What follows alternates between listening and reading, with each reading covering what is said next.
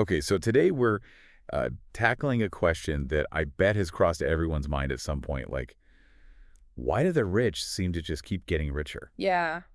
It's almost like a cliche at this point, right? Yeah. Yeah. It's pretty common. But we're actually going to dive deep into an excerpt that really breaks this idea down Yeah. and goes into the economic realities of this. Right. And I think it's going to get really interesting. I mean, either just hard work or luck.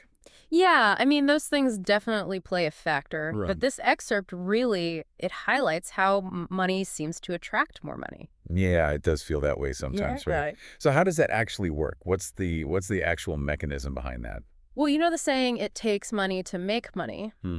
Well, this excerpt kind of suggests that having that initial capital, it's like Right. a key, Yeah. it unlocks all these doors to opportunities that just aren't available to those with, with less capital to begin with. So it's not just about having money, it's Yeah. about the opportunities that money gives you. Right? Exactly. So what kinds of opportunities are we talking about here specifically? Well, the excerpt dives into three main ones: investment opportunities, Yep. access to credit, Right. and then financial networks. Okay, so let's start with investments. Break that down. Sure. So the more capital you have, the more options you have when it comes to investing your money, right? Mhm.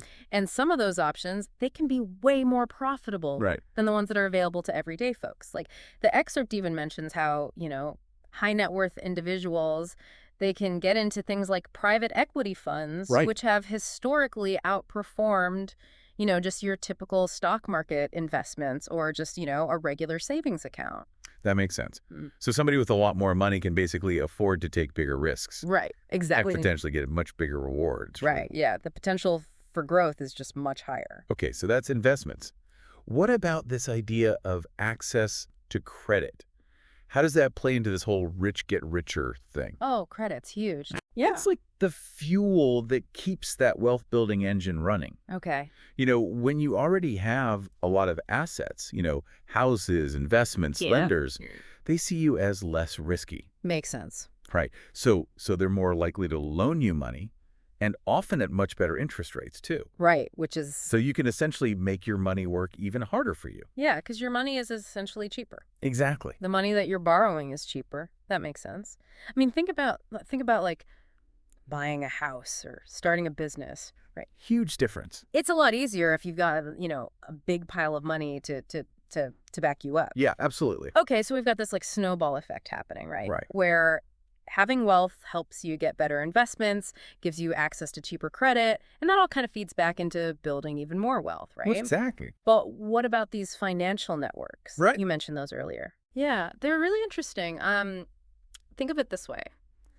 Imagine you're in a room and it's full of really successful investors and entrepreneurs. Yeah.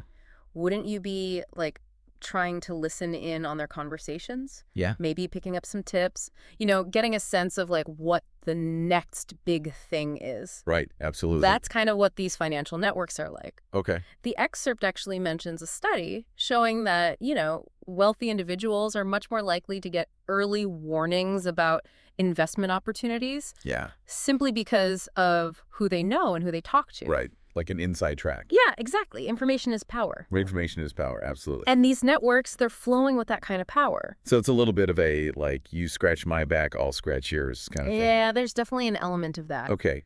But this whole cycle, this whole rich get richer thing, I mean, it sounds like it could contribute to bigger problems, right? I mean, doesn't it, like, worsen economic inequality that already exists? Yeah, that's a huge point. I mean, this excerpt, it focuses on like the mechanics of Right. how wealth builds on itself, but you can't ignore the consequences of all this, Huh. right? I mean, when the scales are tipped so heavily in favor of those who already have wealth, Yeah. it makes it that much harder for people with, fewer resources to kind of climb that economic ladder. Right. And that can lead to a concentration of wealth in the hands of just a few, which impacts things like social mobility, maybe even access to basic necessities for some people. That's a big deal. Yeah, it is. So it sounds like, though, like, understanding this, it isn't about, like, hating on rich people. Right, not at all. It's about understanding the system. Right. It's about recognizing that the system itself can perpetuate these inequalities, right? Okay. And knowledge is power, like we were saying earlier.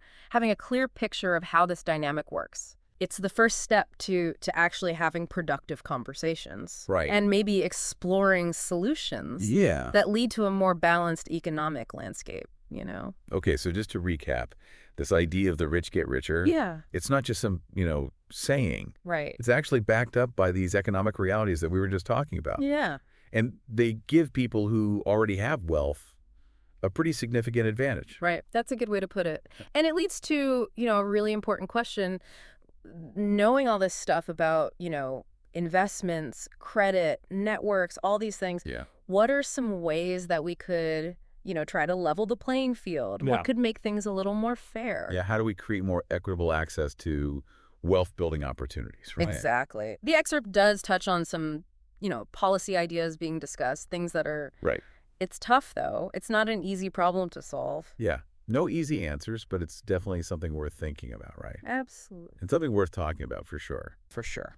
So that's a great question to leave you with. Yeah. Keep that in mind today as you go about your day. Right. Thanks for joining us for this deep dive. We'll see you next time. See you later.